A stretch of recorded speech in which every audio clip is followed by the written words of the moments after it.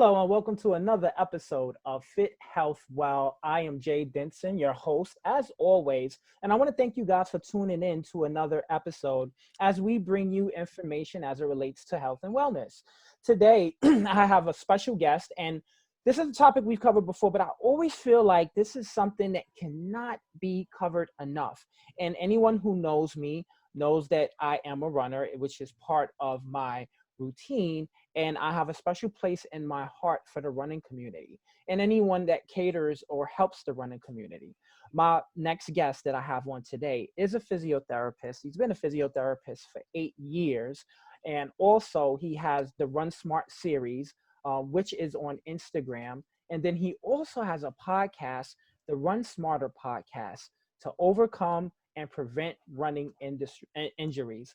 I am very happy to have this gentleman on today, and more so because he's my first international guest. Yay!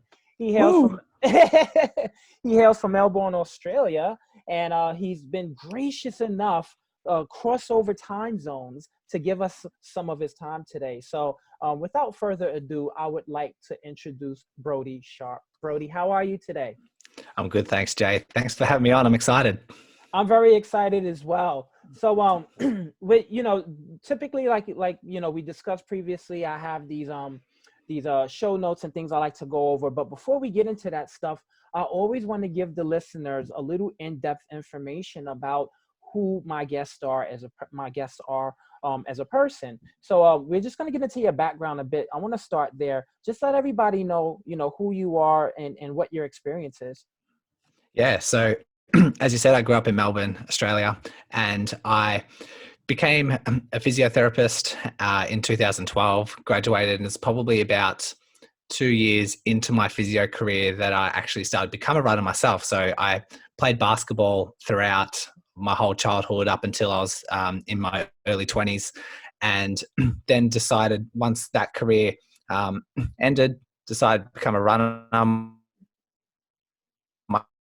My sister wanted me to help her train for a half marathon. So thought I'd give it a shot and took it from there and realized that when I was seeing runners in my clinic, once I became a runner myself, I just had a heightened passion for wanting to talk about like what races they're preparing for, what running shoes they had. Like I was just buzzing with energy whenever I recognized that a runner was coming in and I was helping them with their injuries and helping them get back on track, and just recognized that I need to spend more time around this population because it brought out my better self as well. And it made me a better physio.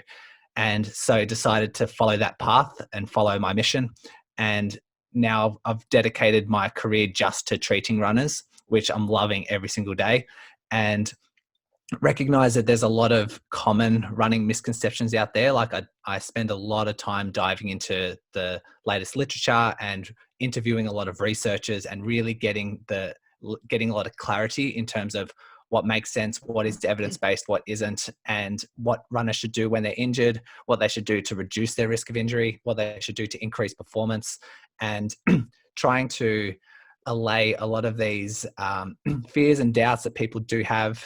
I decided to create a podcast and a blog and try and get all these misconceptions out there, trying to bust all these myths and trying to get clarity to runners, because you'd probably know as soon as someone does get injured, they Google a whole bunch of things. And not only do they receive a lot of information, they also receive a lot of conflicting information. Some say stretch, don't stretch, ice, don't ice, rest, run, all this sort of stuff. And it's just totally puzzling for the individual. And what are they meant to do? They're puzzled, and it's detrimental for their recovery. And so I've made it my mission to provide clarity and control to any runner, especially those who are injured and especially those who want to reduce their risk of injury. So that's where the podcast manifested itself, and all the content that I'm producing through social media. So that's the mission I'm on. That's great. And, that's something that's very, very important, right? Like to have individuals like yourself to just help guide runners, especially I want to say new runners or people that are just being introduced to running, to make sure that they're doing it properly. I'll tell you a funny story. The first time I decided to go running, I did it all wrong. I had basketball shorts on. I had some basketball sneakers. And I ran around the park, and the park was about 2 miles at the time. And when I say, my feet hurt so bad, I reflect with the knowledge that I've gained now, right? I'd like to think a more advanced runner, everything that I did wrong. So, your role in people that take up of, the tasks that you've decided to do is very essential. And you touched on this a bit, and I want to get into the next segment of evidence versus misconception, right? And I'm going to narrow it down to, let's just narrow this down to, let's just say the top three. I want to talk about the top three biggest running misconceptions and the evidence, actual facts of what you should be doing from your experience. Yeah, absolutely. Should we, I guess, when it comes to misconceptions for injury prevention, should we start with that, or like performance or a type of injury? Let's Anywhere we let, want to start with? yeah, let's start with specifically injuries. I want to speak to that. Yeah. So a lot of people can point a lot of blame when they do get injured. Let's just say they wake up with plantar fasciitis, or they wake up with knee pain or hip pain, that sort of stuff. They like to point blame as to why they do get injured. A lot of people blame their running shoes. A lot of people blame like their running style. A lot of people blame, they point fingers at a lot of different things. And what we need to know as a runner, this is like the number one thing that runners should know. The majority of running injuries are due to training errors, and that is mainly doing too much too soon. It's usually going out and putting your body through a particular type of load, an amount of load that exceeds its capacity. And so every joint, every ligament, every muscle will have a certain load capacity that it can tolerate. And if you push beyond that capacity, it will start to break down and start to produce some sort of symptoms. If that goes ignored, that can develop into an injury. And so a lot of people think, oh, it's my shoes, it's my technique, it's this sort of thing. When really, when it comes down to it, in most cases, it's due to just doing too much too soon and overloading a certain tissue, or doing something that's too, what we call acute. It's too rapid of a change that the body is just like, what the hell are you doing to me? And it will just start developing injuries. And what that might look like is you might be running the same 5 miles every time, but an acute change might be you've changed the route, and now you're doing hills instead of doing flats. That still counts as like a rapid change. You might have gone from supportive shoes to less supportive shoes and then run your 5 miles. That counts as a rapid change. You might have decided to, you might have looked on the literature and saw that you want to start running on your toes rather than impacting on your heels. And so people decide to start toe running. That's a rapid change because it's changing the tissues, it's changing where the load goes in the body. And that can create a huge spike in demand of certain muscles. And that's when they can start becoming overloaded and getting injured. So there are certain exceptions to that rule, but I see 85% of the injuries that are out there that are caused, that's usually the first factor.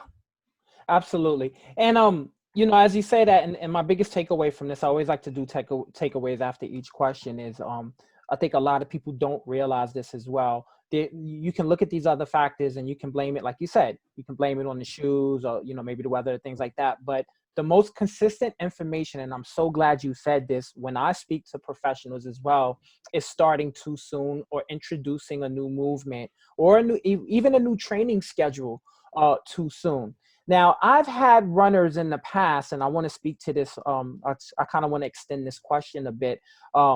They've kind of said, well, I got 2 marathons in a span of 8 months, and the first one is only about 4 months away. So I got to do, a large amount of miles in a short period of time.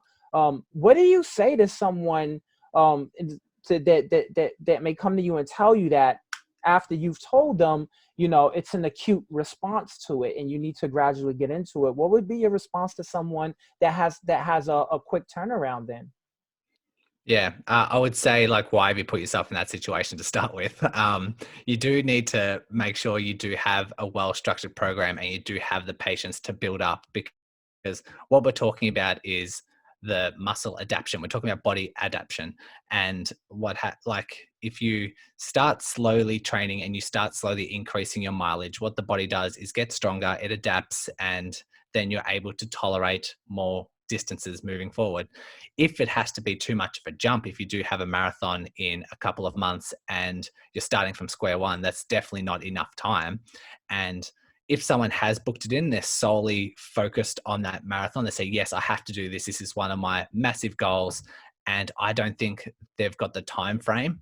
I'll say, look, we have to weigh up the risks and reward. We have to, how much does this marathon mean to you? And if they decide to go through it, okay, but keep in mind that there's a lot of risk involved in trying to get to that mileage in this period of time. Are you happy to take on the risk? And if they have they've got all the informed consent, they've got all the information. I do like to say that there's a blanket rule that weekly mileage should be progressed only by 10% every week. And that slowly builds people up. It's a very, very conservative number, especially if someone's starting from like almost baseline zero. It's very hard to gradually build up 10% because you're going to get nowhere in the first couple of months. So I would recommend perhaps around 15% is a good dosage to slowly build up. Anywhere around 20-25%, that's when you're really in the red zone, risk of injury. And I like to explain that to people. Like, we need patience with these sort of things. It's not, you can't look on social media and see these like magnificent people that have done 50 marathons in 50 days and think you can do that just overnight. And yeah, as long as they're aware of the risks that are associated with that, I can say, great, let's put together a training program. There will be a bit of a ramp up too quickly. If you get injured, which is most likely, then we're going to have to live with it. That's the risk that we decide to take on when it comes to the reward. And hopefully the runner is sensible enough to pick another race where they can have enough time to slowly build up and slowly prepare for, that is a bit safer for their body. And I'm glad you spoke on that, because I think a lot of times we get caught up in the hype, right? We see these people do amazing things. It's pretty sure, and like you said, you've listened to the podcast. I've had Dean Karnassus on this show, and he speaks about his famous, on his 30th birthday, he just went out and ran 30 miles. David Goggins, that I'm pretty sure you're aware of, did an ultra marathon, and he admits his wrongdoing and lack of preparation for it, right? So, I understand the excitement's there for many people. It may be a bucket list, or there may be some sentimental value, or it could be some health benefits, whatever that may be, for running a marathon, but it has to be measurable, right? And it has to be something that's attainable. A question I definitely want to ask you, and this is really catering towards beginners, like someone that's running their marathon for the first time. In terms of timing, how far out would you say? Because in the past, I've heard about a year is a good time frame to start running, to get your body introduced to it. But if you could put a number on it, how far out should you start training for a marathon? If they're training from zero, Yeah. I would say you might be safe with around about 8-9 months. But just because someone is at zero, just because they're not a runner, I will also say, like, where's their starting point in regards to their foundation strength? Like, when I started running, I hadn't been a long distance runner at all. I hadn't done any running, but I've had 15, 20 years of playing basketball. So I was like fit and strong in that sense of things, not necessarily with the repetitive nature of running, like running 10 miles, but that's a different starting point to someone who is, let's just say, a dad who's been a family guy for 15 years, been drinking beers for 10 years, and now has decided to start running, hasn't participated in one like gym session in his life, and then starts from zero. The example of me compared to him is a different starting point, even though we're both starting out as new runners. And like, just say a gym goer, someone who's been going to gym for 3 or 4 times a week and doesn't get involved in any cardio thing, then decides he wants to lose weight and decides to start running. That's a different starting point. And we need to respect that. We need to sort of calculate that when it comes to their realistic goals. So on average, I'd say around 8-9 months, if it's following a really nice running program. And we usually say around 6 months to get to a half marathon if you're starting from zero. And then you're looking about 3 months after that of, launching from that half marathon to full marathon.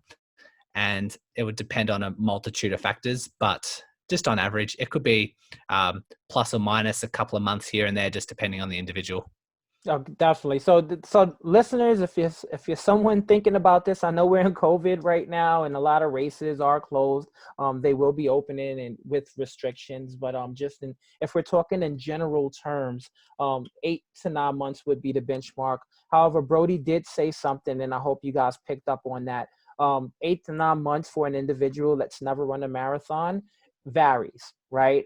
Like he said, it could be someone who's just been sitting on the couch kicking back beers, they never ran a marathon, or a gym goer that's active, right, but never ran a marathon, and maybe they're better prepared because their body is used to that. So I would definitely, this is the time that I would say, consult people who are experts, get whether it's a running coach, or a physiotherapist, or someone that can kind of better assist you on those goals and help put you on the right path. I tend to, and let me know if I'm right in this terms of thinking and the feedback that I regarded as well too. Just in conjunction with that, I heard like the couch to 5K method works, and I've heard, and I'm pretty sure, I think you know what that means. Like, you start off with a 5K, you get comfortable there, you go 10K, and then you go half marathon, and you proceed from there. Do you agree if that's beneficial?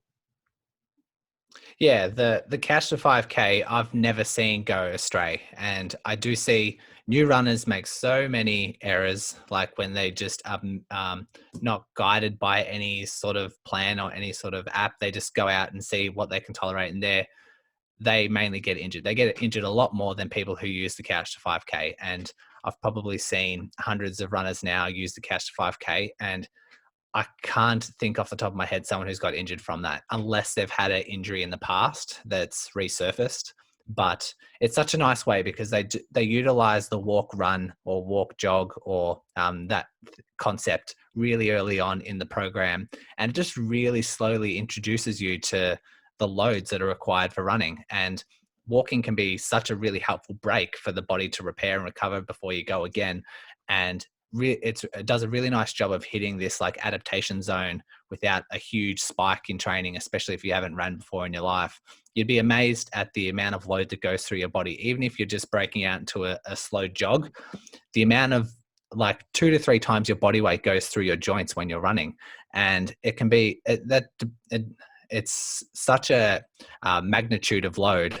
And if you repeat that thousands of times, tens of thousands of times on your run, it tends to accumulate so much, and we don't really appreciate how strong your body needs to be in order to run. And so that couch to 5K is a really nice introduction into introducing those loads. And then over time, your body adapts, your body gets stronger, and then you can start to tolerate more of that continuous running.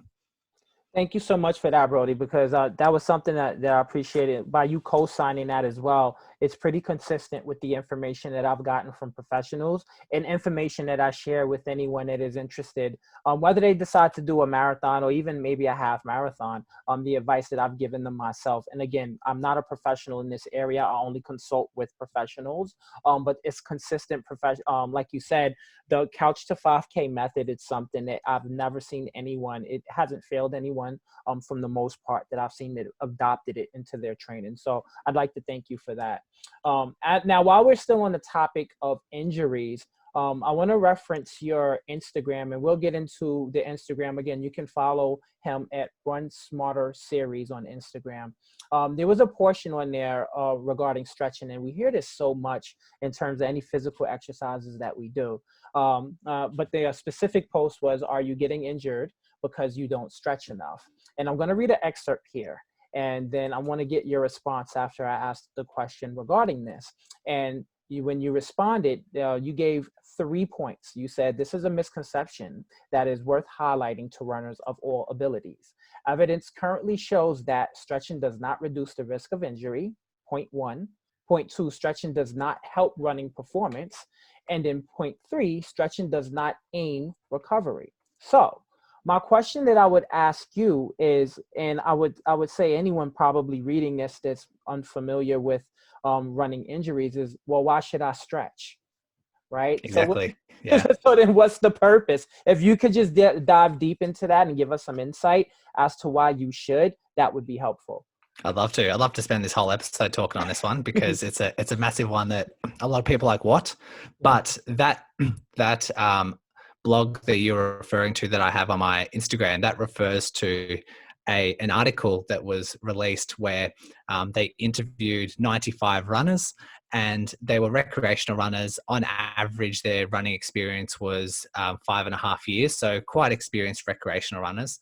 And they just asked the question, like, what do you think the risks are for getting injuries? Why do you think you get injured? And just awaited their response. And that article was just reviewing what people's beliefs are, what people's opinions are when it comes to developing injuries. And one of the most common was, I don't stretch enough.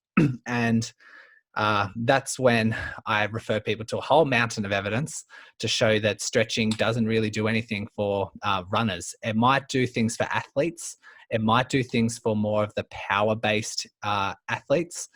So if you're doing like really fast sprints, really quick sprints, if you are a sporty individual that does more explosive sort of stuff, if you're a gymnast or a dancer or something that works at end of range, there might be some benefit there. But for runners, for endurance runners, there's no evidence to show that does anything. We have studies where they take a whole bunch of group of runners, they separate them off into stretching, non-stretching, they get them to perform. They see if there's any, they follow them along a time frame to see if they do get injured, if they have better performance, if they aid recovery. Like when it comes to DOMS, muscle soreness, they have a huge study where they just get people to stretch, even outside of running. I think they just did upper body and lower legs when they do have DOMS, and see if stretching aids recovery. Doesn't do it. So this is a massive thing, because a lot of people say, yeah, I get injured, yeah, I probably should stretch more. But really, you're probably getting injured because you're taking part in these training errors. So it's you're not highlighting the reason why you're getting injured. And that's why I make an effort to communicate and clarify this to a lot of runners. Because if you're telling yourself that you're constantly getting injured because you don't stretch enough, when really you're ignoring the reality, which might be that you're doing these rapid changes in your training, or maybe you're just undergoing the wrong mindset with your training and you don't address that, then you're going to continuously get injured. And so I guess if we were to touch on these points. So one is, does stretching reduce my risk of injury? There's no evidence to show that it does reduce your risk of injury. The running style itself doesn't push your joints through to end of range. And when it comes to like warm-ups per se, what we want to do is prepare the body for what you're about to do with it. And that just makes sense to me. And so when you're running, you're not really putting your joints through end of range, but what you are doing is using your body's like going through a lot of load. There's a lot of increased blood flow. There's a lot of attempts to try and get your body temperature down. They do it through sweat and breathing and all that kind of stuff. So what I would do with a standard warm-up is start walking, then start a slow jog, then start into a longer jog, and then start into your whatever speed you want to run at. That's just a nice warm-up for most people. You can do some dynamic kind of stretches, which hasn't been shown to do a lot, but like that can be more appropriate to prepare the body for what you're about to do. And that can be like the leg swings, the butt flicks, the high knees, that kind of thing. But again, I'm not saying that's preferred one over the other. When it comes to static stretching, I like to suggest that people do it if it feels good for them. And so that's the only reason why we should convince ourselves to do stretching. And I do static stretching all the time. I do static stretching before I run, but I stretch my calves, I stretch my hamstrings, I stretch my quads, my glutes. I do it for maybe about 5 seconds. It's not long at all. It takes probably about 30 seconds all up for me to be ready to run. And I only do that because I feel better going for a run, as opposed to if I don't do that stretch and then go for a run. And so that's the only reason why I do it, because I feel better after doing it. And for other runners who might be listening to this, they might want to stretch for 10 minutes because they feel better after doing that stretch session and then running. But for others, I know a whole bunch of runners that don't do any stretching, and they just go straight out the door, just go into a slow jog, and then break out into their actual running, their running session. And that's because that's worked for them. They've attempted stretching, and then they've attempted not stretching, and they feel exactly the same. And so I make a point that when I stretch, I say this is because I feel better, but I don't convince myself that it's going to reduce my risk of injury or increase my performance or aid recovery. And so I'd say do what feels good for you, and try not to convince yourself otherwise. And if you do get injured, don't blame the stretching component of it. Definitely. And I know we threw a lot of terms and information at our listeners right now. What I like to do is I like to spoon feed them, because a lot of people Go for it. Yeah. definitely, yeah, with our audience, a lot of times they're listening to this for the first time. First thing I'll go over, when Brodie said DOMS, that's delayed onset muscle syndrome. What that typically is anytime you do any type of physical exercise, or I like to describe on leg day, and you feel fine, but then the next day you're like, oh, my muscles are really sore. That's what DOMS is, and that's what he was speaking of. In terms of dynamic and aesthetic stretching, dynamic really just mimics the movement of what you're about to do. So just picture, if you guys are listening to this, Michael Phelps right before, or any swimmer before they swim and they move their arms around. That is an example of dynamic stretching. With aesthetic stretching as well, if you guys can imagine, when you really pull your muscle, or like pull your arm, or you see videos of people and they pull their arms behind their back.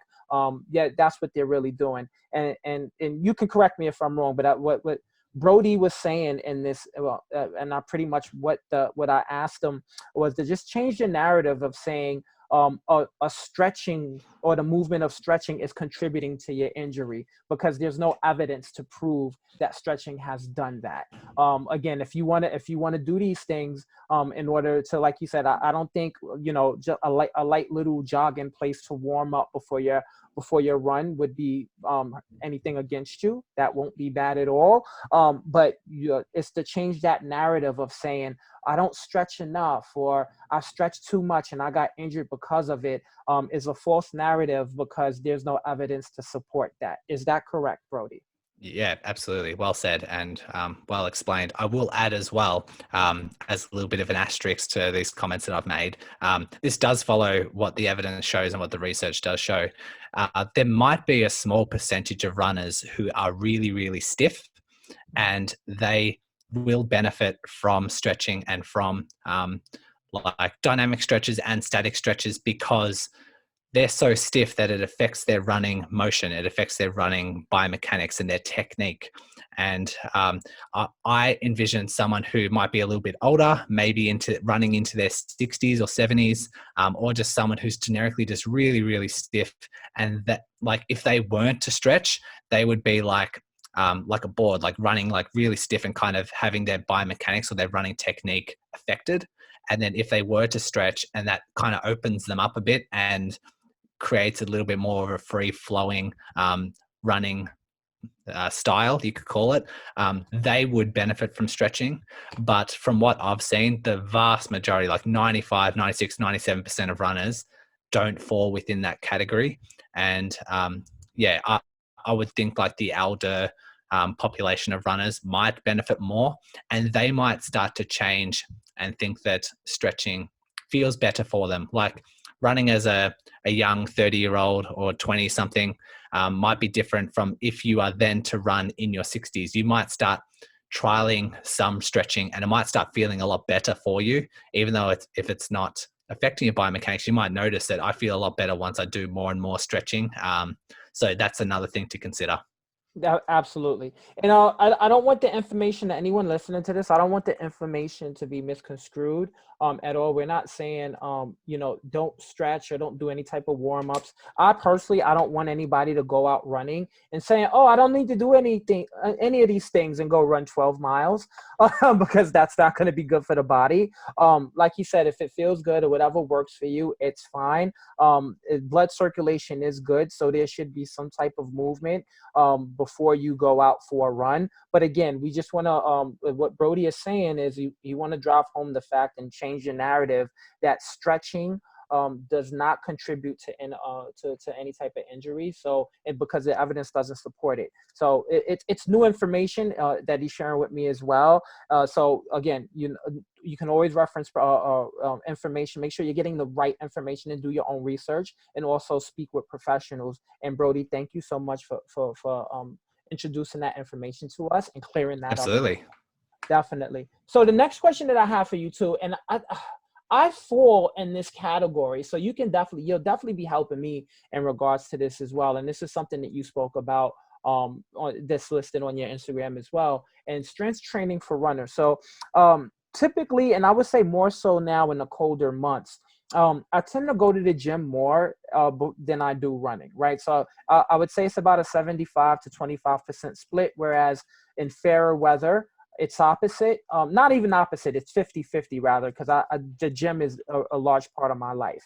However, so, to someone that does weight training and things like that, where is the balance in terms of running and going to the gym? Yeah, great question. Great topic as well. There are a lot of misconceptions around running for strength training for runners.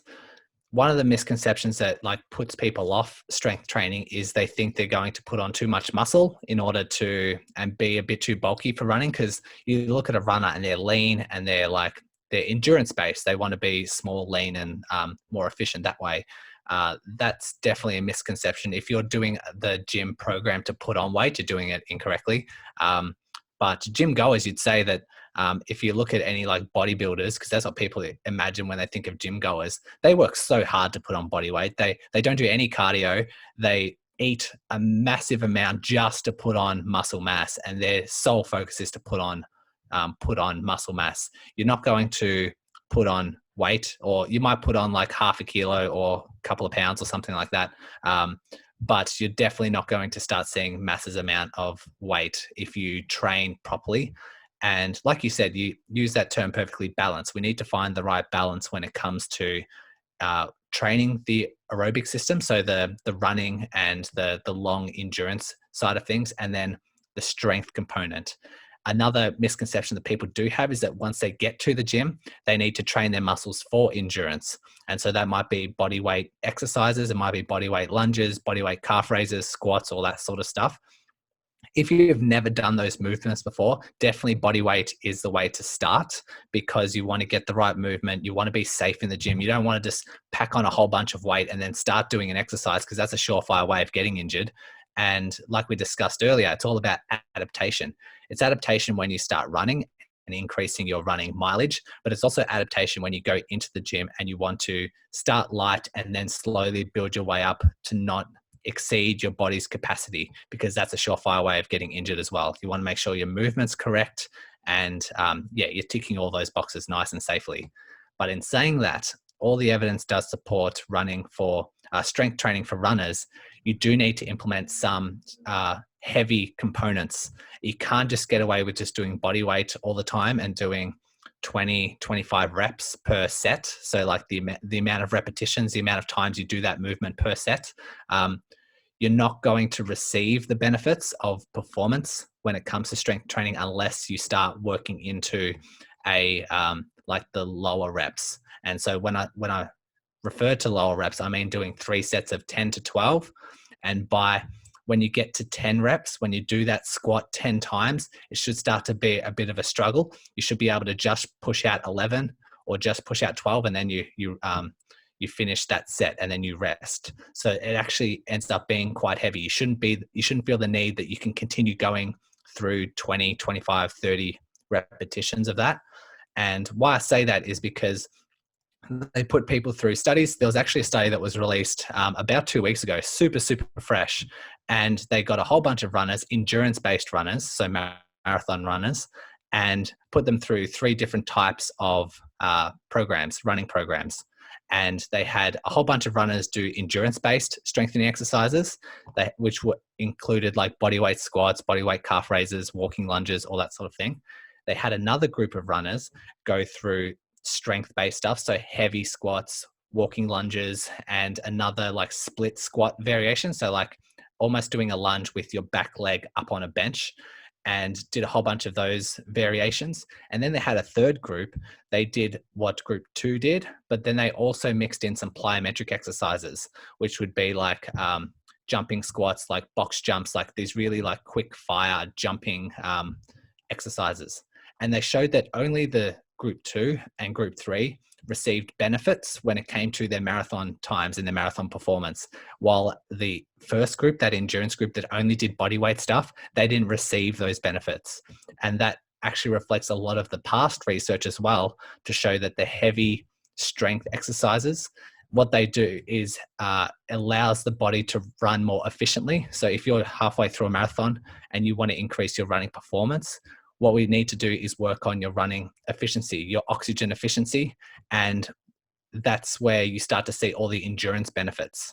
And so it's a general misconception that if you want to get better at endurance sports, you need to train all of your muscles to do endurance things, which is why it makes a lot of sense in my mind if I wasn't paying attention to the research. You just want to train your muscle what to do. Like, you want to run for 4 hours, let's start doing all this bodyweight stuff and start training the endurance system, the aerobic system.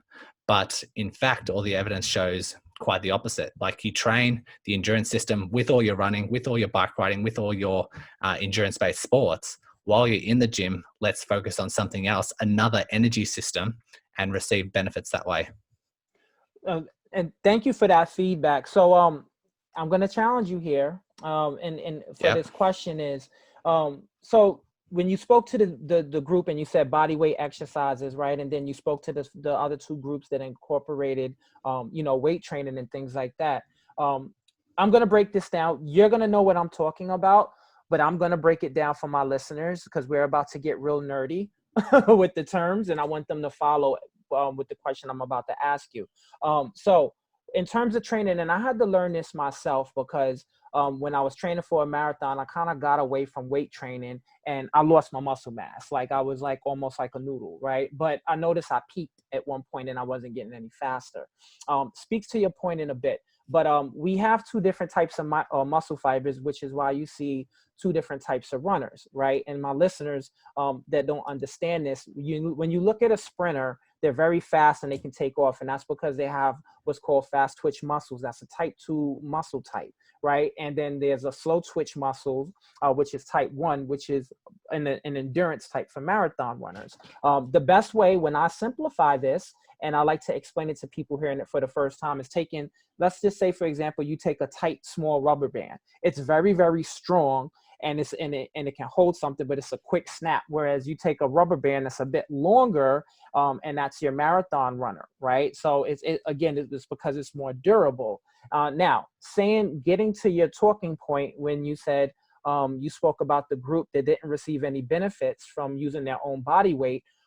What do you say to someone that says, okay, well, why is it that Kenyans, they're not in the gym, they're not, all they do is run, and they're breaking world records?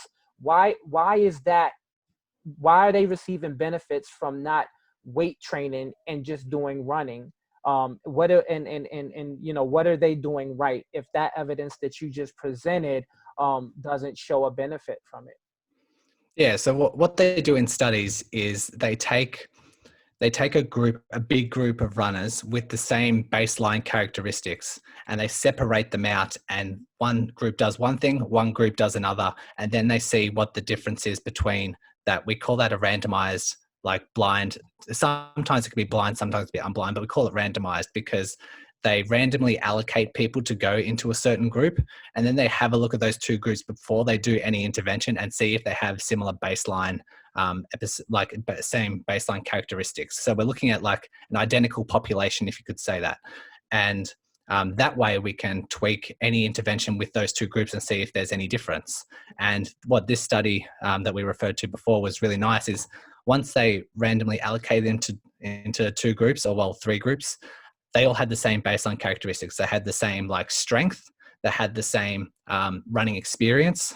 So it was all around about 5.5 years. And they did a whole bunch of muscle testing prior. They did power, they did box jumps, they did like leg press, they did squats, they did their 1 rep max like testing. And all of those baseline characteristics were relatively consistent between groups. So then we have the ability to change those groups, change those circumstances, and see who turns out better. When it comes to the situation of what about with Kenyans? Why aren't they doing strength training, receiving so much benefit. They're starting off at a different group. They're starting off with different genetics. They're starting off with a lifetime of running. They're like, I'll never be able to run a 2.5 hour marathon. It's just like not within my capabilities that I think of. That's probably a limiting belief. But when it comes to Kenyans and why they're performing at such a high amount, they're running is life for them. They're like, when it comes to their genetics, it's been shown that their Achilles, like African Americans, their Achilles and like other different nationalities, they have different components that suit them for different types of endeavors, different types of physical attributes. So longer Achilles produces more force, creates more efficiency, that kind of thing. If they were to get like really top tier, really top tier runners, the world leading marathoners in the world, they're probably doing some strength training. I don't know exactly what type of strength training, but they would be doing some form of strength training if they have like a coach and that kind of thing. But yeah, it's really hard to get to say, because there hasn't really been studies where they've got all these very similar Kenyans with very similar characteristics and then divide them into two different intervention groups. That study just hasn't been done because it's very hard to structure. Exactly. And yeah, I definitely, that was just the thing that put me out. Like when your response gave more clarity, not only to me, to anybody listening, because honestly, it's almost like comparing superhuman to human. And I think if we are being more transparent with it, what you touched on, you literally said what I felt it was, is it's something that they've been doing their whole life and training for their whole life, right? They don't do it for a season. They don't do it. It's not something that it's a goal and then they're done with it. Like marathon training is their life. But it was definitely a question that I asked because the first thing that jumped out of my mind, I was like, okay, well, Kenyans definitely aren't in the gym, and I don't. the ones that I knew personally and I've had interactions with are doing little to almost no strength training, but getting amazing benefits just off of running, right? So yeah, I think this is a little bit like out of my scope, but I would say it's probably a combination of like genetically gifted along with like a lifetime of running, and that's just like the end result, I guess. the funny thing about it, and definitely I'll let you know when it airs and when this interview is completed, but I'm actually going to have a retired Kenyan running coach. I'm excited to Oh, interview. no way. So yeah, so they're gonna actually, that person is gonna answer both of our questions as to just the superhuman capabilities that they have, or pretty much their training schedule. But I'm excited to have that. I'm gonna have them on the show, and that's gonna air hopefully, if not by the end of this year. We're gonna introduce that episode in 2021. So great, Looking forward to it. Yeah, thank you for that. Now I want to talk about something that's really really important too. I think we don't talk enough about stability and as it relates to running. And what I mean by that is, I have there's one person in my running community, and she's like, I'm so clumsy. I always roll my ankles and things like that. So I want to talk about how important is stability regarding running, and what should runners be doing to build good stability for running. Yeah, for a long time now, we have made like evidence has been pointing to like running technique. It doesn't matter about your running technique when it comes to getting injured, but there is starting to slowly emerge some characteristics when it comes to technique that could slightly increase your risk of injury. And I had a researcher on my podcast, Chris Brammer, and he has published a whole bunch of literature regarding like biomechanics and running retraining, like getting someone to run a little bit differently and see how they go. And he said that they're slowly starting to emerge certain characteristics with running angles and being like more of a sloppy kind of runner, you could say, when it comes to getting injured. So that was new for me. I've only just learned this the last couple of months, because previously what I've been taught with the available evidence and the courses that I do is that it really doesn't matter on your type of running technique. Like your body will just adapt to your running technique, and therefore all you need to do is focus on making sure you don't have spikes in load. If you don't have spikes in load, your body will naturally start to adjust to your own natural automatic running style.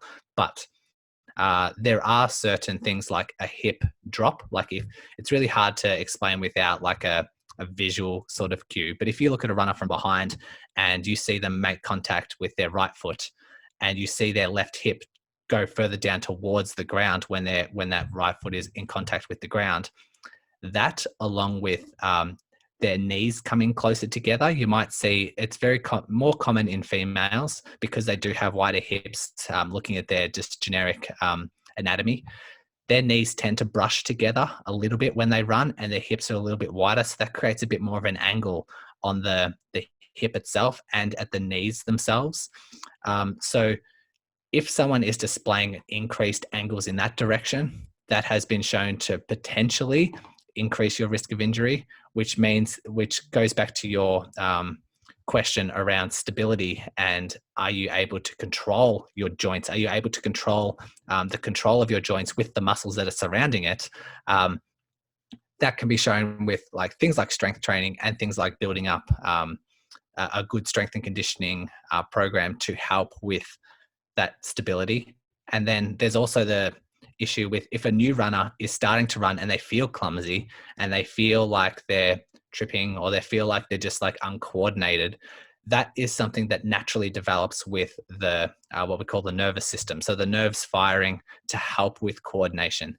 And I know a lot of times if, like when I was playing basketball, my shot was, and like my dribbling, everything was just quite automatic. But if I went a couple of months, if I went on holidays and then started getting back into basketball, I feel a little bit clumsy. I feel a little bit like it took me a couple of weeks just to get back into rhythm. And the same can be said with running. If you haven't ran before and then you start trying to run, you might feel a little bit clumsy, but what the body does is start to fire a lot of these motor patterns and start to reinforce these motor patterns. And if done enough, then you can start to become a little bit more coordinated, a little bit less clumsy. And if you've surpassed that time frame and you're still feeling a little bit clumsy, a little bit floppy, a little bit loose, a little bit like out of control, then we know it's more of like a muscle weakness kind of thing. And then we can start an intervention, which would be strength training, strength conditioning, those sort of interventions. Definitely. Well, thank you for giving clarity on that as well, because it's something that, it's a common question either that I get a lot, and then people speak on it. I've heard people say, yeah, when I run, my knees tend to collide. I've even heard sometimes people tripping on their feet because their ankles kind of get together, and the there's very forms of ways to deal with it, right? You can correct your stance. It could just be a mobility issue.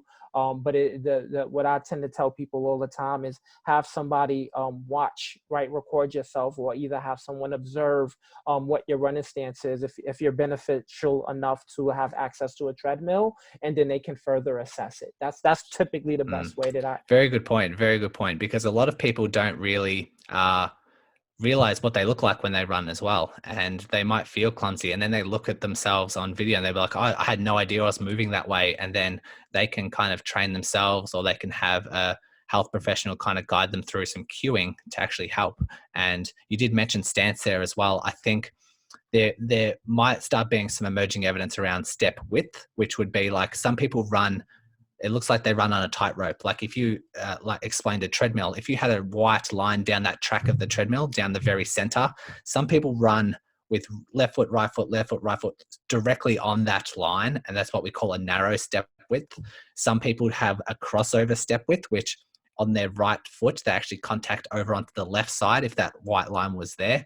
And mostly what we want to do for runners is have them slightly wider so that they're just outside that white line down the treadmill when they do run. Otherwise, it creates a few more torques, a few more like angles and pressures and torsion on a few of the tendons, which might start to create an injury. And I do see that in a lot of shin splints individuals. I do see it with a lot of knee individuals, ITB issues.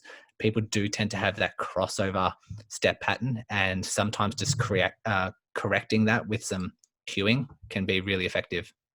Absolutely. Well, good. Thank you for that. That feedback regarding that as well. And then speaking of, pretty much like your stance, and we're going into that. Running, like catering to runners, I think just in general, and we're just going to talk about the business side of it, is a $1 billion industry. I think at times, especially for newer runners out there, There's just the marketing, man. There's just so much stuff that's taking advantage of people that really want to help themselves. And I'm glad I have you on the program today too, because this is something, a question rather, that I get asked a lot. So when I have you guys on here, it's really good that you guys can give me insight on it. And I want to talk about running shoes. Um, in terms of running shoes, I just want to dive deep into this as well. There's running shoes that cater to pronation, supination, right? That helps you with your gait, and things of this nature. But is there really a universal or just a really good running shoe that would help, or is it just all fluff? It's all fluff. You go into a running shoe store, and this is like the general experience. Like, you have a look around the shop, you see like a poster of like feet collapsing in, and you have a look at the dotted line along the Achilles, and it's kind of bowing and bending. But then they have like a supportive shoe or an orthotic underneath, side by side comparison, and all of a sudden the orthotic has this magical alignment of the Achilles, and everything's like it's put your ankles, your knees, your hips back in place, your back in place, and everything's nice and naturally aligned. And then they get you maybe walking over like a force plate, or maybe just like analyzing your foot posture or your foot shape, and then allocating your a shoe based on your foot shape or your foot size, or the amount of pronation, that sort of thing, which makes a whole lot of sense. Like, marketing is 100% when it comes to this. They're really on top of it, and it makes sense. Like, if you have a rolled in foot, if you have a flat foot that's collapsing in, let's get some support underneath that to prompt it up so that it aligns, and then you're running better. That just makes a whole lot of sense. But unfortunately, the body's a bit more complicated than that. And unfortunately, there has been a ton of studies to have a look at what orthotics do and what supportive shoes do, and there's no correlation whatsoever. People still get injured at the same rate, no matter what their foot shape, no matter what shoe they wear. They even had a massive study around like 1,000 runners, and had a look at their foot shape, had a look at whether they are an overpronator, pronator, neutral, supinator, over supinator, so 5 different categories. And they hadn't been injured before. They're actually new runners. And then they just put them all in neutral shoes, and then just let them go, let them do the same running mileage, and let them see, and just try and work out when they get to their first injury, how many people get to their first injury, and how early they get to their first injury. And they show that everyone gets injured exactly the same. The pronators get injured at the same. Actually, the pronators probably just slightly got injured less. So the pronators got injured less, and the super pronators got injured less. But I'm not too sure if that was statistically significant. But all the population, they all got injured at exactly the same rate. So there's no correlation between what shoe you wear and what foot shape you do have. And that follows a whole bunch of other studies that actually look at pronators and put them in supportive shoes and see how they behave. Some of them behave really well. Some of them really thrive with that style of shoe, but others don't thrive as much with that style of shoe. So there's no correlation. Same can be said with orthotics. Like, it really helps some people. I'm not saying it's not effective. I'm saying it's very effective, but for some people. And it's only and we can't find any baseline characteristics to predict that it will be appropriate, or will be like, we can't do a whole bunch of tests prior and say, yes, you will benefit from a supportive shoe, or yes, you will benefit from a neutral shoe. You just have to test it out, and you have to see what feels best for you. And which takes me to my blanket statement when it comes to shoes. If you just have zoned out for the last couple of minutes and you want to pay attention to one thing, it's this: you need to try a whole bunch of different shoes. You need to walk in them, you need to run in them, and whatever feels most comfortable for you, whatever like really, really feels comfortable for you, they're the ones that you should be running in.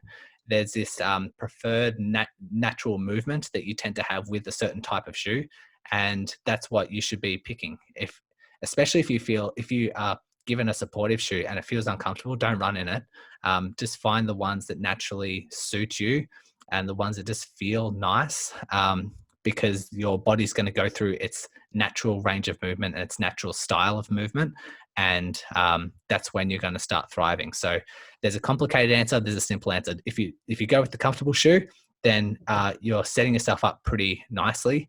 I know for myself, I wear quite minimalist shoes. I don't know if they're over there. They're quite flimsy. They're quite light. They're quite, there's no support in them whatsoever, but I love them. I've tried traditional shoes. I've tried those, and I absolutely love those shoes. And it took me a while to build up the strength to tolerate those flimsy kind of shoes. But yeah, absolutely love them. Spend 85% of my running in those type of shoes. I'm in 100% agreement with you on that, and what I agree with you on is just go with comfort. It makes me feel good knowing that I'm giving people good advice, because with the information that I've gathered, speaking to professionals and experts in this area, there is no shoe. It is all fluff and it's myth, and I'm glad I'm glad we are on the same page with that. When I tend to, people may not notice, but I worked at Nike Town for prior to them closes in New York City, between 1996, 2001. I'm giving away my age. I'm 42 years old. So I already know the whole promo and the marketing behind selling running shoes, and athletic shoes to runners, and they have the science and stuff like that. But my learning as I got older, from it was, a lot of this stuff is marketing. And I think the biggest, newest wave was I think it was the Zoom Knit Flies or whatever. These $240 pairs of sneakers, that, I forget, and I apologize for this, but one of the marathon runners broke a world record and again, everyone wanted a pair of these, and it's just typical. I see it happen time and time again. And I tend to tell people, run what you're comfortable in and what works for you. And I'm telling you now, some of the best pairs of sneakers that I found comfortable in terms of running, were just like 50 or $60, like Asics that I found in like on clearance, right? And I've tried them on, and again, just trying on 3 or 4 pair at a time. I think, in support and piggybacking off what you said, so when you're shopping for running shoes, don't be ashamed to ask the salesperson, hey, there's 3 or 4, even and they may have policies inside, and if you could try 2 at a time, but never try on 1 pair and then just go. And even if you have to leave that store and go to another store, just find that right shoe, because it's something that you're going to be carrying with on your feet, for a long period of time, right? Yeah, So and don't try and don't fall victim to them saying you have flat feet, you need this type of shoe, or you have high arches, you need this type of shoe. Try it all out yourself. And if someone is more interested in this topic, like I have interviewed people that are more versed in this sort of topic. I had this a researcher, a Canadian researcher, he's in Montreal, called JF Escoulier, and he knows all this evidence. And I've interviewed him. The episode is called which shoe is right for you, and we go through like when you should change your shoes, what style of shoe should you go with, and that's a really interesting topic. And when you're talking about Nikes and Vaporflies and all that sort of stuff, I have interviewed Simon Barthold, who is like a world leading podiatrist. I like to venture out from different health professionals, so I interview like chiros and I interview podiatrists and try and get all them on board. And we talked about if you should use carbon fiber, like carbon plate shoes, whether that's beneficial for like a recreational runner, or if it's beneficial for the top athletes, when you should, when you shouldn't, because like you said, they're super, super expensive. The shoes I run in are $70, and I just love them. I'll just keep to that. And anytime I find a shoe that's 240, I can't justify it. I can as well. I can. You and I, I agree with you. There's no way in the world. And even when I was younger or whatever, and I got past my Jordan phase, and I'm past that now as well. I just can't. I can't bring myself to spend that amount of money on a piece of footwear. So hopefully you guys got clarity on that, and we'll have the information at the end of the podcast episode. I definitely want you guys to run over to his podcast episode and check out, as they speak to the running, pretty much running sneakers and athletic footwear in detail. You can get some information on that, and that's something I'll look into in the future, because I haven't, me personally, on this so far, with it being such a young podcast, it's something I haven't dived into deeply yet. But Brodie, who I'll definitely be keeping communications with, I want you guys to go over to his podcast and check out that episode. We talked a lot about the external, and I think I want to really close it out now with the internal. And what I mean by the internal is what we consume before we run and after we run. Typically, I like to use myself as an example in a lot of these situations. But like, I was ignorant in terms of carb loading, right? Like, heavy pastas, and then the next day I felt really, really crappy and heavy and things like that. Through your research and professional, whether it's your own experience, your research, and experts you've spoken to, oh, let's tailor this specific question around training. And I want to say marathon training. We're going to go there because it's the most consistent. What should you be putting in your body on a daily basis before your run to have peak performance and pretty much so you don't feel shitty? Yeah, tough question. And unfortunately, this is like outside my scope of research. And I think that is with reason. There's so many people react to different foods, and the effect can be just so super different from person to person.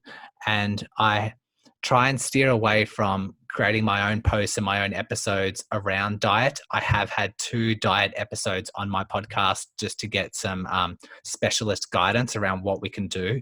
One of them was inflammatory diets for athletes, and the other was FODMAP style foods, and whether you might need to be in or reintroduce like higher FODMAPs, that kind of stuff. And my opinion on these sort of things is that it will depend on the individual. If I was to steer people away from misconceptions and towards what I believe to be true, and I'm not speaking from evidence-based at all right now, but sugars is definitely like a no-go with general health. Like outside of running, just general health, we should be limiting our simple sugars and our added sugars and all that sort of stuff as much as possible.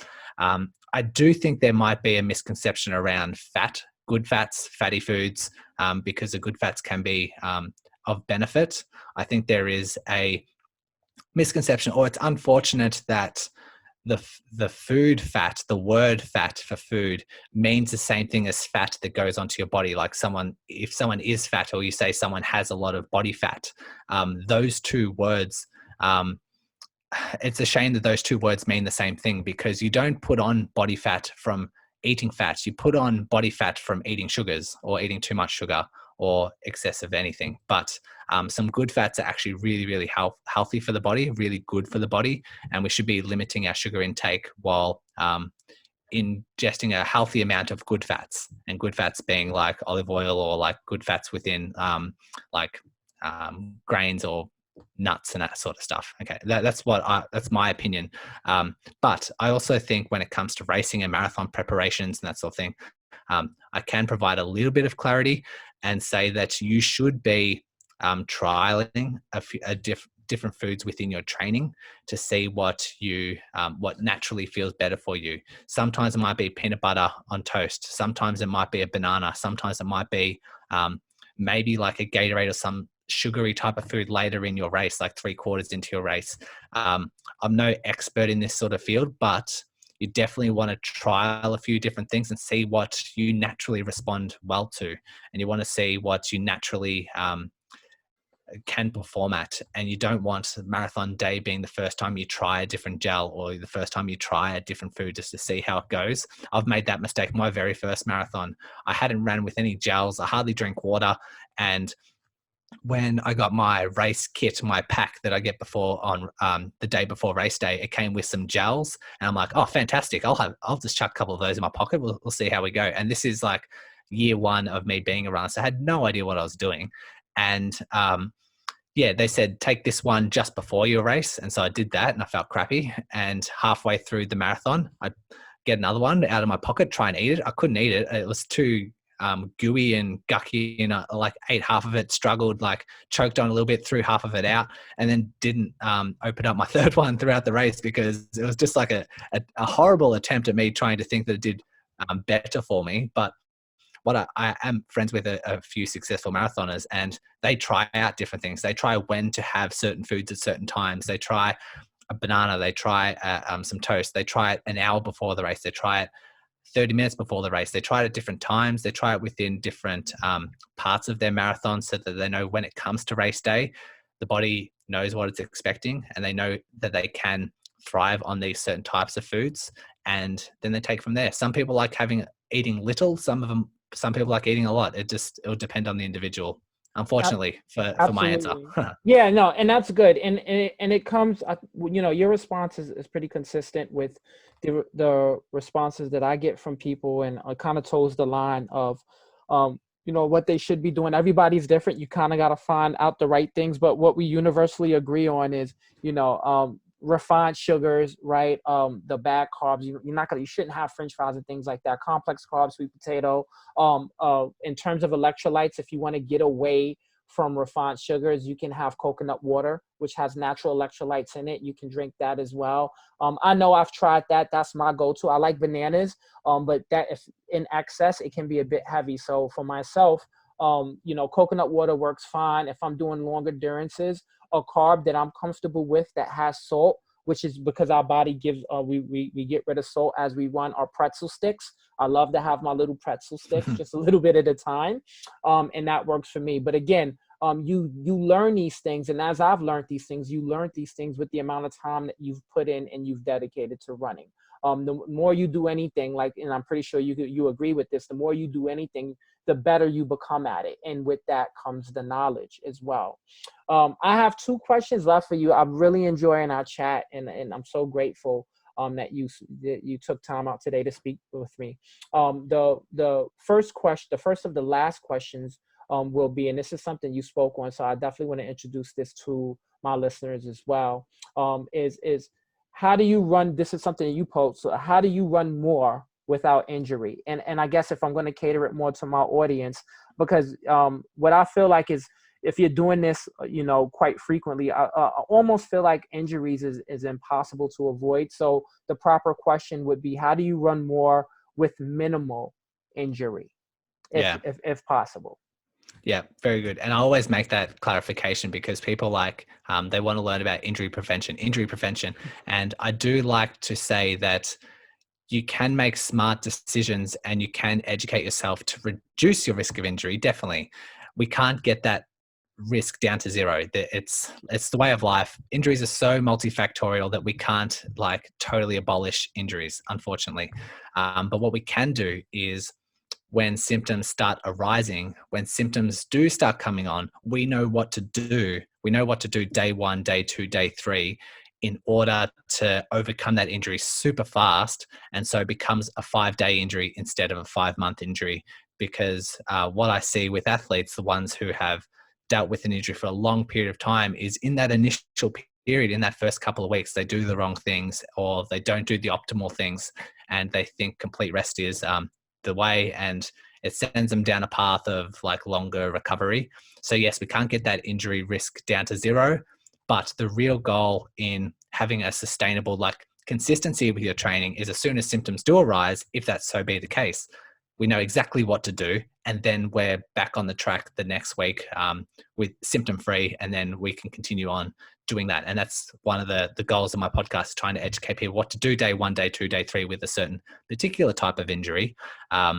And that's, you're definitely going to start seeing that you're running more. If running more is a goal of yours, you'll start seeing you'll be able to run more because you're more consistent in your training, and you don't have an injury that then takes a couple of weeks off, where you're not running for 3 weeks, and then you're back into it. You're running for 6 weeks, and then another injury comes and you're out for 2 months. Then another injury comes and you have these up-down fluctuations.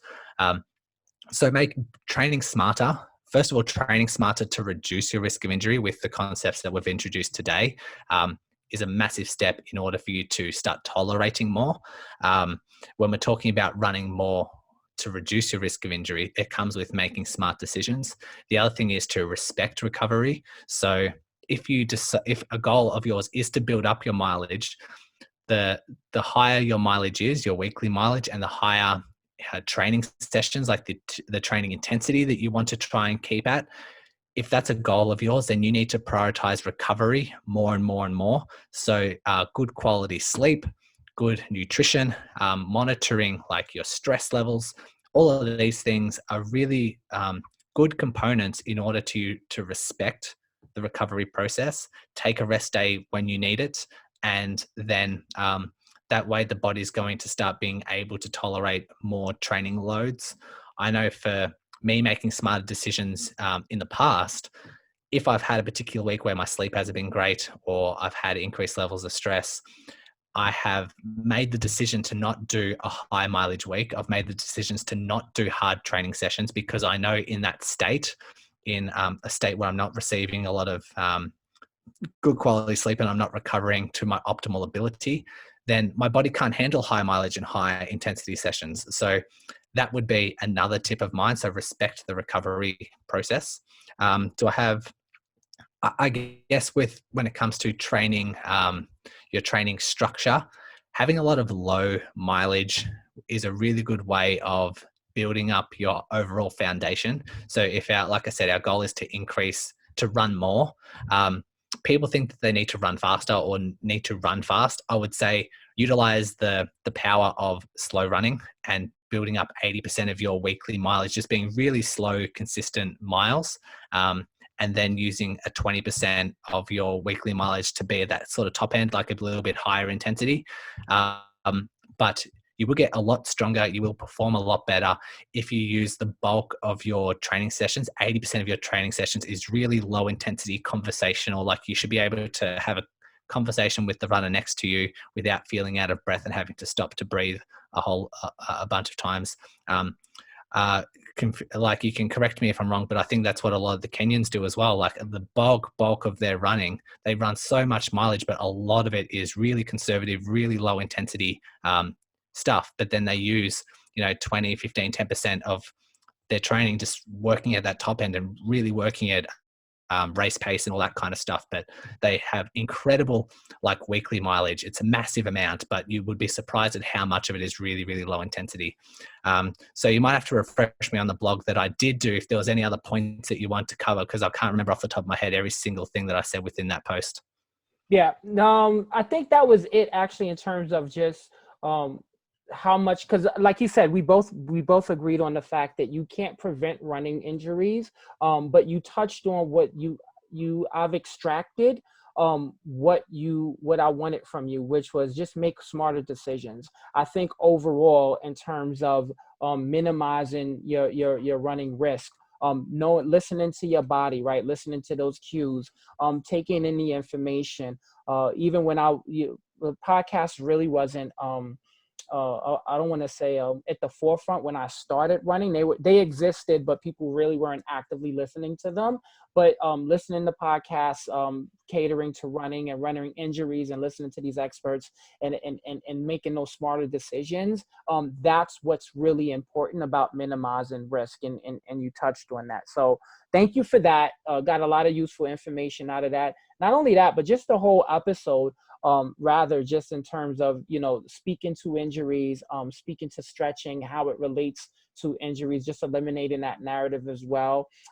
We talked about the running mistakes. We talked about actual evidence and studies, which is great. And the last thing that I wanted to talk about, and it's more of a personal question, but just because you're a runner, the biggest thing I think all of us are missing is the races, right? So with COVID, and I don't know what that looks like in Australia, but I do know in North America, races has been canceled. Even in other parts of the world, they've been canceled. What do you think? Because I don't think it's going to be anything that we were used to, but what do you think, future races are going to look like during the COVID era? And do you see yourself participating in it? Good question. I guess yeah, I'll just have to take a blanket statement or just like my general opinion, because I have no idea it's so unexpected what's going to happen or unfold over the next couple of months. I think like we'll be seeing, especially in Australia, like continuing virtual races. I think that's a nice option to still keep people motivated, because a lot of them had marathon plans and they were cancelled, and then some people drop off. They say there's, depending on their levels of motivation, like for me, I don't need a race to look forward to enjoy running. I just love running regardless. Other people don't love running as much and need that goal. They need to train towards something. And once all the races start getting cancelled, their motivation just hits the floor. So I do think virtual races are useful for some. others, their level of motivation, they like the crowd, they like the atmosphere. Like I personally love the atmosphere on race day, but yeah, it might be a while before we see that. We're starting to get like sporting events and sporting crowds around like, you know, in a couple of thousands, maybe 5-10,000. So we're seeing like good results when it comes to big gatherings. So I guess in areas where there's not a lot of hotspots and really low confirmed cases, they might start introducing smaller races, maybe capping it to a certain amount, or not too sure what their conditions might be. Maybe they have to be local, maybe they can't travel interstate, those sort of things. But yeah, I think it's a while away before we start seeing big marathons and big groups. It'll be very hard to contain if there is someone who does have like a positive case and they have ran a marathon and they have been in a massive group of people, and especially if it's a world stage marathon, then they all go back to where they're from. They all travel interstate or internationally, that sort of stuff. I don't see that happening anytime soon. I agree with you, and I love asking this question. Just whether it's on a podcast or just in general, right? With runners that I know, is just I personally don't see any type of norm returning as it relates to marathon races until at least minimum 2022. Like I just don't see it happening because they need to figure out this COVID thing. On an elite level, if you were to ask me, just because the professional sports like basketball has figured it out, and I think football has as well. Maybe if they section off just elite runners and they get COVID tested from a spectator aspect, we'll still see that and they're able to compete. But we won't have like the regular runners like sub-elite and then just your average marathon runners grouped in on the same day. I don't see that happening. I think for the entertainment purpose of it and the sport of it, you will see the athletes out there running because it's easier to control, I don't know, maybe anywhere between 10 to 12 elite runners, right? That's easy to control. And there is an interest in watching them race and break these records. But what we knew previously to that, the rest of the world running with them or on the same day as them because they finish so much faster than the rest of us. I don't see that happen collaboratively for at least 2022. That's my thing. And like you said too, there are different levels of motivation. I don't need to have a whole bunch of medals. I don't need a medal to make me, to motivate me to get up to run as well, right? Like I run because I enjoy it. It helps me clear my mind. It's therapeutic. And there's physical benefits to that. But it is from the people that I talk to that do enjoy that atmosphere, right? Of just running it and that accomplishment and things like that. It is a consistent question, and I think overall, before race directors can figure out what they're going to do, the governing bodies and the health professionals and the CDCs and the World Health Organization, WHO, which is World Health Organization of the world, they need to figure out how to contain COVID. So thank you for your feedback on that. This was a really, really great interview. Brodie, you came to the table, pretty much with a lot of facts, which is what I appreciate, and evidence and research. And that can help anyone that's listening to this program. I want to thank you for that, for coming in on today. And then also, you will be someone that will be a friend of the show, as I like to deem. So we'll keep in contact and keep each other connected just in terms of information.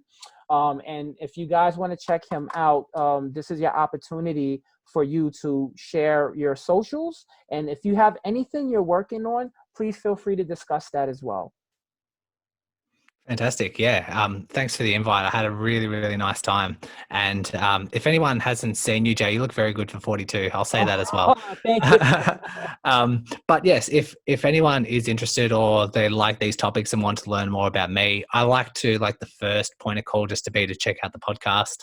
So you can just search Run Smarter Podcast where you're listening now. And I do recommend going back to episode 1. I do recommend listening to the first 10 episodes because those cover the 10 universal principles to overcome any injury. So I do recommend people go to that because every runner needs to know that before they then can scroll through the episodes and check out any other relevant topics to you. I have a lot of injury specific stuff, like say if you're dealing with plantar fasciitis or ITB or knee pain and that sort of stuff, there are episodes there. That should be the first point of call. And you've done an excellent job of promoting my Instagram as well throughout the interview. So Run Smarter Series is my handle, and I do post research. I do post my own blogs, and a lot of it on there is evidence-based. You can find a whole bunch of research there if you are interested in that side of things. So yeah, go there. If you have any other questions, if you want to throw some questions my way, you can contact me on social media. You can contact me on Instagram. And if you're really, really struggling with an injury, we can talk about potentially online physio, because that's what I offer as well. But first point of call would be the podcast and start learning and investing in your own knowledge. Exactly. And if you and again, if you've checked out the podcast, you've checked out his Instagram, and he does offer online services, so it's not anything that's restricted to Australia. You can check out the website at breakthroughrunning.physio. That's breakthroughrunning.physio. I'm going to have all that information. It'll be in a nice little credits rolling across your screen. And if you are listening to the podcast, I would implore you to go to the YouTube channel and just check that information out as well. But again, Brodie, thank you so much for coming on and being my guest. You're my first international guest, so I'm excited for that. Everyone I've interviewed has been from North America. So definitely we keep in contact. I definitely want to have you back on. We'll definitely have you back on next year.